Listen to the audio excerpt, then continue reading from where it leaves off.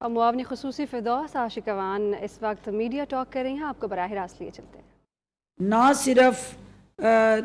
زور توڑے بلکہ ان کو آئین اور قانون کے کٹہرے ملائے۔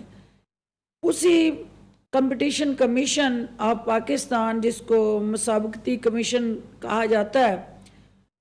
اس کی تنظیم نو اور ریفارمز ایجنڈا کے حوالے سے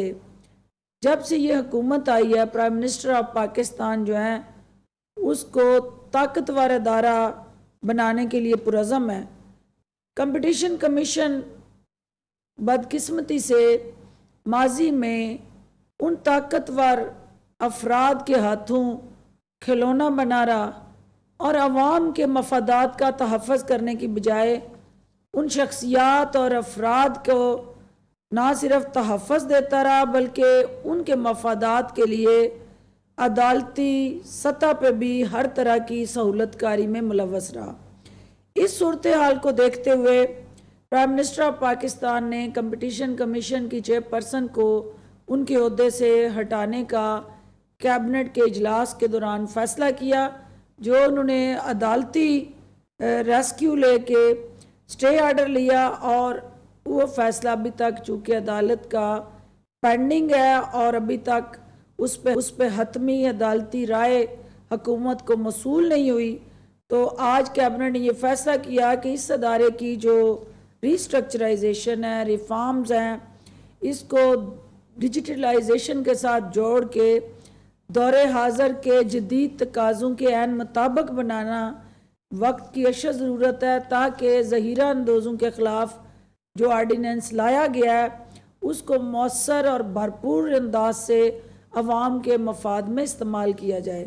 تو لہٰذا جو آج ڈاکٹر عشرت حسین کی کمیٹی جو بنی تھی ان کی قیادت میں، جن کو یہ کام سونپا گیا تھا کہ وہ اس ادارے کی حد و حال کو امپروو کرنے کے لیے اور اس کی پرفارمنس کو اور زیادہ عوام کے جذبات، احساسات اور حقوق کا نگہبان اور پاسبان بنانے کے لیے کام کرے یہ ادارہ، وہ ریکمنڈیشن سامنے لائی جائیں۔ آج ڈاکٹر عشرت حسین کی سفارشات کو کیبنٹ کے سامنے پیش کیا گیا، اور ان سفارشات کی روشنی میں یہ بات کیبنٹ کے سامنے رکھی گئی کہ اب تک اس ادارے کے خلاف 27 پٹیشنز فائل ہوئی ہیں، اور مختلف جو سٹیک ہولڈرز ہیں ان کے ذمے 27 ارب روپے کے واجبات ہیں جو انہوں نے حکومت پاکستان کو ادا کرنے ہیں۔ تو وہ شوگر مل ایسوسی ایشن ہو یا فلاور مل ایسوسی ایشن ہو یا دیگر وہ تمام فوڈ کموڈیٹیز کے ساتھ جڑے جو آرگنائزیشنز ہیں، انہوں نے ان کے فیصلوں کے خلاف عدالتوں سے سٹے لیا، اور ایسے سٹے ہیں کہ جن کی میعاد جو ہیں وہ گزشتہ 11 سال سے ان کے ڈیسیژن پینڈنگ ہیں۔ تو اس پہ پرائم منسٹر آف پاکستان نے اور کیبنٹ نے سخت ناپسندگی کا اظہار کیا، اور ایک دفعہ پھر اس عزم کو دہرایا کہ پاکستان کے اندر کسی فرد کو، کسی تنظیم کو اور کسی شخصیت کو عوام کو یرغمال بنانے کی کوئی بھی سازش اور کوشش جو ہے اس کی حوصلہ شکنی کی جائے گی، اور اس کمیشن کو اور زیادہ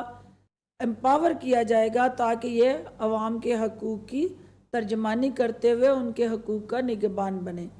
اس کمیشن کے حوالے سے چونکہ آج جو فردر ریفارمز ایجنڈا کو آگے بڑھانے کی کیبنٹ نے منظوری دی، اس میں ایک تو جو ایپلیٹ ٹرائبونل ہے اس کی اسامیوں کو پرائم منسٹر آف پاکستان نے 1 ہفتے کے اندر پر کرنے کی ہدایات دی ہیں۔ ڈپٹی اٹارنی جنرل کو یہ ذمہ داری سونپی گئی ہے کہ وہ فی الفور جو ہے اس ایپلیٹ ٹرائبونل کو مکمل کریں اور اگلی کیبنٹ کی میٹنگ میں اس کو لائیں تاکہ اس ادارے کو فعال بنایا جا سکے۔ اور دوسری ریکمنڈیشن میں جو لوگ سالہ سال سے ایک عہدے پر براجمان ہیں اور ان کو کئی سالوں سے وہ میچ فکس کر کے دوسرے افراد یا عوام کی بجائے ان ایسوسیشنز کے نمائندگان اور مل اونرز کو فائدہ پہنچانے میں مصروف عمل ہیں، ان کو فی الفور ان کے عہدوں سے ہٹایا جائے۔ اس کے ساتھ ساتھ جو پرائم منسٹر آف پاکستان نے اس عزم کو دہراتے ہوئے ایک دفعہ پھر کیبنٹ کو یہ یقین دلایا کہ وہ ان تمام اداروں کو جن کا کام عوام کے مفادات کا تحفظ کرنا ہے، جہاں کہیں پہ بھی گٹھ جوڑ، ملی بھگت اور جان بوجھ کر عوام کے مفاد سے ٹکراؤ اور ان کی سوچ اور پالیسیز ایسا تاثر پیدا کریں گی، وہ کسی صورت بھی اس کو برداشت نہیں کریں گے۔ ان پالیسیز میں اگر کوئی ریویژن کی ضرورت ہے تو ان کو ریوائز کیا جائے اور ان کو پبلک فرینڈلی بنایا جائے تاکہ عوام جو ہیں وہ مستفید ہو سکیں ان قوانین سے بھی اور ان پالیسیز سے بھی۔ اس کے علاوہ جو ایجنڈا نمبر ہمارا آج کا اہم ایجنڈا نمبر 3 جو تھا، اس میں ایک بہت اہم امینڈمنٹس آج کیبنٹ نے اپروو کی ہے،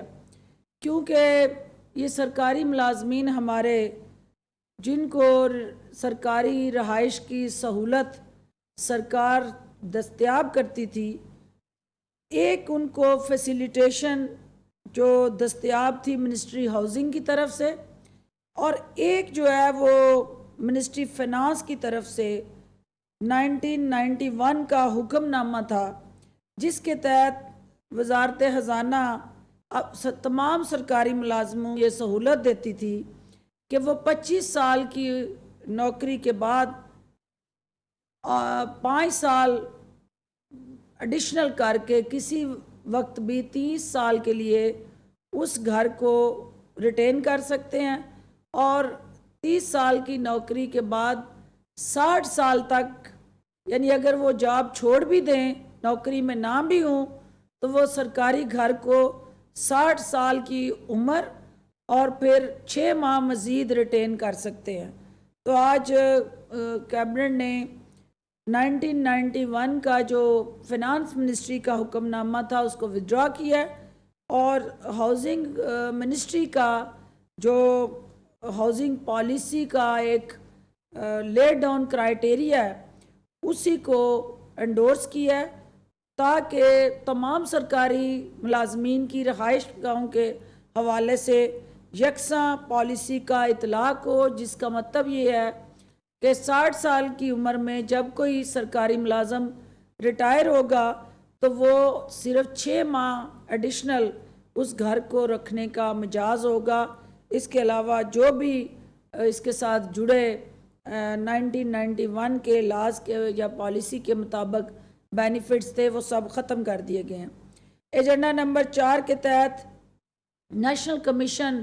آف مائنارٹیز جو ہے اس کی ری کانسٹیٹیوشن کی گئی ہے، آج اس کو از سر نو مرتب کیا گیا اور کیبنٹ نے اس کی باضابطہ منظوری دی ہے، جس کے مطابق پرائم منسٹر آف پاکستان نے آج کیبنٹ کو بتایا کہ پاکستان کا جو نظریہ ہے قیام پاکستان کا، اور پھر استحکام پاکستان، اور پھر اب تعمیر پاکستان، اس میں جو اقلیتیں ہیں ان کا ایک بڑا کلیدی اور اہم رول ہے، اور پاکستان کا آئین جو ہے ان کے اس رول کو تحفظ دیتا ہے، اس کو ہر طرح کی آئینی سرپرستی کرتا ہے۔ تو لہٰذا کمیشن کے اندر جو ہے وہ مائنارٹیز کو اکثریت دی جائے اور مائنارٹی سے ہی چیئرمین جو ہے اس کی تعیناتی کی جائے۔ تو لہٰذا آج کیبنٹ نے reconstitution of national commission of minorities کی باضابطہ منظوری دی ہے۔ اس منظور کیے جانے والے کمیشن میں جو نان آفیشل سرکاری ممبران ہوں گے، ان میں 2 مسلمان ممبر، 2 ہندو، 3 عیسائی یعنی کرسچنز، 1 سکھ، 1 پارسی اور 1 کیلاش سے رکن کو شامل کیا گیا ہے۔ جو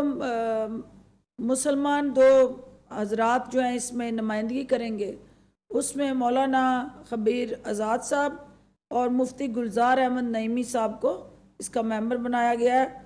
اس میں سب سے امپورٹنٹ یہ ہے کہ اس سے پہلے جو کمیشن موجود تھا اس میں چیئرمین مائنورٹیز سے نہیں تھے، اور منسٹری ریلیجیس افیئرز کا منسٹر ہی اس کا چیئرمین ہوتا تھا، تو جس کے اندر یہ ریفارمز لائی گئی ہیں، اور اس میں مائنورٹیز سے جو غیر سرکاری فرد ہوگا اسی کو چیئرمین لگایا گیا ہے۔ اور دوسری چیز اس میں مائنورٹیز کی اکثریت، یعنی مائنورٹیز کے کمیشن میں مائنورٹیز اقلیت میں تھی، تو پرائم منسٹر نے اس ابہام کو دور کرتے ہوئے مائنورٹیز کو ہی اکثریت میں اس کمیشن میں جگہ دی ہے۔ اس کے علاوہ جو اہم ایجنڈا نمبر ہمارا آج کا تھا، جس میں ایجنڈا نمبر 5 یہ ایگزیمپشن دی گئی ہے، وہ کیبنٹ کے جو اس سے پہلے ایک آرڈیننس بھی آیا، پرائم منسٹر نے اس حوالے سے میڈیا کو آگاہی بھی دی۔ آج وہ تمام جو services relating to construction industry, ان کو انڈر ICT آرڈیننس 2001 جو تھا اس کے اندر ترامیم کی منظوری دی گئی ہے اور ایگزیمپشن دی گئی ہے، جس کے تحت جو کنسٹرکشن سروسز میں موجودہ 5% ٹیکس تھا اس کو کم کر کے 0 کر دیا گیا۔ اسی طرح جو service provided by property dealers and real estate agents, ان کے اوپر لاگو جو ٹیکس تھا اس کو 5% کم کر کے 0 کر دیا گیا۔ اسی طرح services provided by property developers and promoters, ان کے اوپر جو ٹیکس تھا اس کو بھی آج 0 کر دیا گیا ہے۔ اور ایسے کم لاگت والے گھر جو نیا پاکستان ہاؤسنگ پروجیکٹ کے تحت تعمیر کیے جائیں گے، ان پر پراپرٹی ڈیولپرز کی سروسز پر جو ٹیکس ہے اس کو بھی 0 کر دیا گیا ہے۔ تو یہ پرائم منسٹر آف پاکستان کا جو ڈیلی ویجر کے لیے، مزدور کے لیے، اور جو اس کنسٹرکشن انڈسٹری کے ساتھ جڑے پلمبر، الیکٹریشین، آپ کے اس شعبے کے ساتھ جڑا جتنا بھی ترخان ہے، پینٹر ہے، اور مختلف کنسٹرکشن انڈسٹری۔